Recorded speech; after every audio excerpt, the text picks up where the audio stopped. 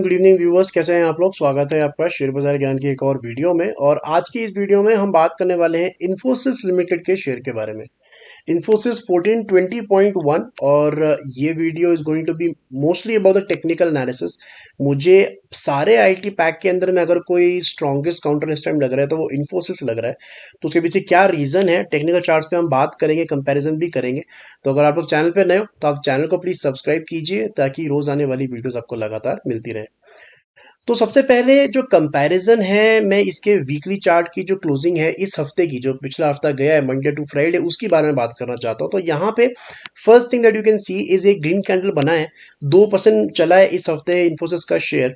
और इसको अगर आप देखोगे तो इसका जो एक अच्छा बेस फॉर्मेशन था ना इन्फोसिस के अंदर में, जो हमारा तरीका है बेस फाउंड आउट करने का, कि जब भी एक ग्रीन कैंडल के बाद में दो लगातार, एक रेड के बाद में दो लगातार ग्रीन कैंडल्स बनते हैं, उसके जो लो होता है उसको हम अपना सपोर्ट मान लेते हैं, राइट।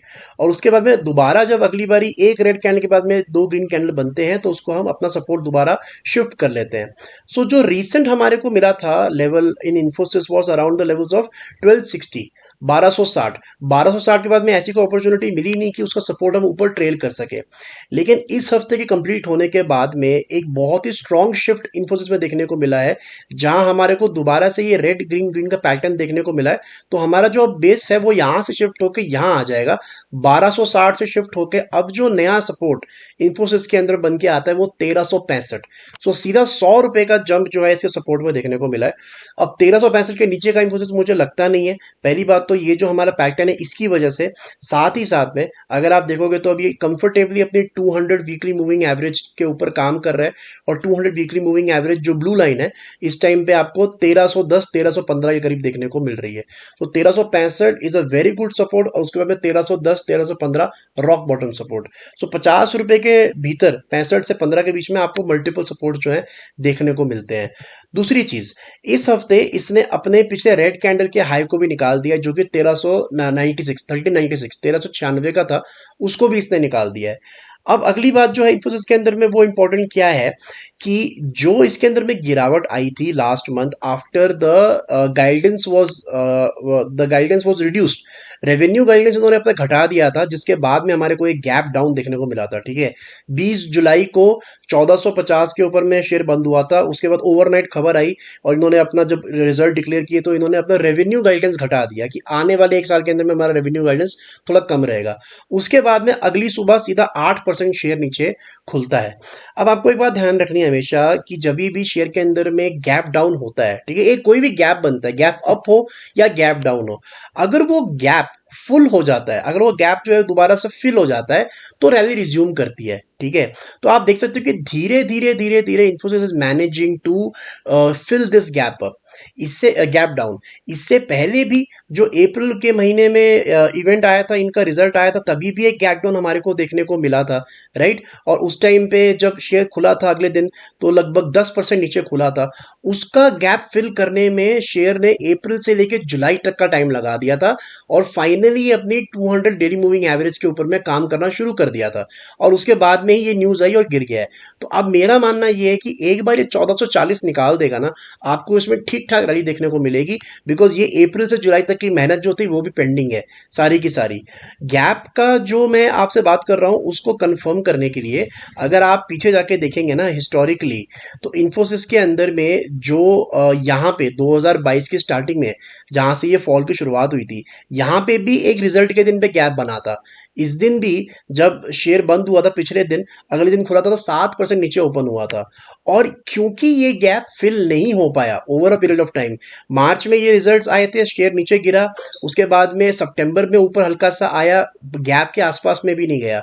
उसके बाद 2023 में भी ये दोबारा से ऊपर आया, गैप फिल नहीं कर पाया, and then we saw this second string of fall. So इसीलिए गैप फिल करना इज वेरी वेरी इंपॉर्टेंट, जो इन्फोसिस ने ऑलरेडी ऑलमोस्ट कर दिया है। 10-20 रुपए रहता है यहाँ से। से। तो 10-20 रुपए थोड़ा सा और ये स्लो होगा, उसके बाद में इसके अंदर में तगड़ी रैली आएगी। और अगर आपने इन्वेस्ट कर लिया है इन लेवल्स के ऊपर में, there is nothing like it. क्योंकि मैं कई बार रिपीट किया है, आईटी सेक्टर के लिए मैंने बहुत बैकिंग किया है अपने चैनल के ऊपर में, and the reason that I have given in the entire IT sector is this 200 weekly moving average. कि ये जो 200 वीकली मूविंग एवरेज होती है ना अच्छे शेयर्स के अंदर में, ये आपको बहुत इजीली नहीं मिलता अपॉर्चुनिटी ये बार बार।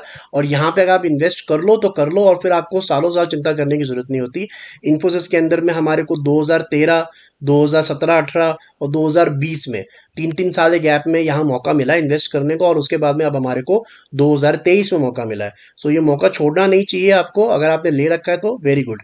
अब जो मैं कंपैरिजन की बात कर रहा था कि why I think that Infosys is the strongest of the lot, उसका रीजन सिर्फ पिछले हफ्ते की क्लोजिंग से पता चल जाएगा। तो आपने ये देखा कि इन्फोसिस का जो पिछले हफ्ते का क्लोजिंग था वो 2% ऊपर ग्रीन कैंडल बनाया है। अब अगर मैं यहाँ पे आपके साथ में कंपेयर करूं इन्फोसिस को विप्रो के साथ में, राइट, तो विप्रो ने रेड कैंडल बनाया है और ऑलमोस्ट अपने पिछले वीक के लो को तोड़ा भी है। यहाँ पे हल्का सा तोड़ा तो नहीं, हल्का सा उसके ऊपर बंद हुआ है, 2 रुपए ऊपर बंद हुआ है। साथ में अगर आप कंपेयर करो एचसीएल टेक को, तो एचसीएल टेक के अंदर में भी एक रेड कैंडल बना है, ठीक ठाक, मतलब पिछले हफ्ते का लो भी तोड़ा है इसने, 5 पैसे से ही तोड़ा है। पिछले हफ्ते की क्लोजिंग बस 1154, 1173.70। इस बारी जो क्लोजिंग है दैट इज 1153, तो उसको भी इसने तोड़ा है। अगर हम देखेंगे टेक महिंद्रा, तो टेक महिंद्रा के अंदर में भी एक सिमिलर चीज है, रेड कैंडल बना है और कंफर्टेबली अपने पिछले हफ्ते के लो के नीचे बंद हुआ है। तो जहां पे बाकी शेयर्स, मैं इस वीडियो में टीसीएस से कंपेयर नहीं कर रहा हूं, बिकॉज टीसीएस का ज्यादा कंपैरिजन बनता नहीं है, बिकॉज जितने बाकी शेयर्स गिरे तो टीसीएस गिरा ही नहीं। 4000 का शेयर नीचे नीचे आके ज्यादातर 2900 तक आया है, तो 20-25% का ड्रॉप है। It is not a big drop. बाकी आईटी शेयर्स तो 50-50, 60-60%, 40-40% टूटे हैं। सो मैं I am not discussing about TCS in this video. तो जहां पे बाकी शेयर्स अपने पिछले हफ्ते के लो के आसपास बंद हो रहे हैं, ये अपने पिछले 3-4 हफ्ते के हाइस को क्रॉस करके बंद हुआ है। So clearly Infosys is the strongest of the lot, और आगे आने वाले समय के अंदर में वॉच आउट फॉर 1440। एक बार 1440 निकाला, फिर इन्फोसिस को रोकना थोड़ा मुश्किल हो जाएगा, और सीधा 1600 रुपए तक का इसका टारगेट मेरे को नजर में आता है। सो दोस्तों, ये था मेरा आज का वीडियो इन्फोसिस। आई होप आपको लॉजिक और लेवल्स जो है वो क्लियर आउट हो गए। कोई सवाल है तो आप कमेंट सेक्शन में जरूर डालो।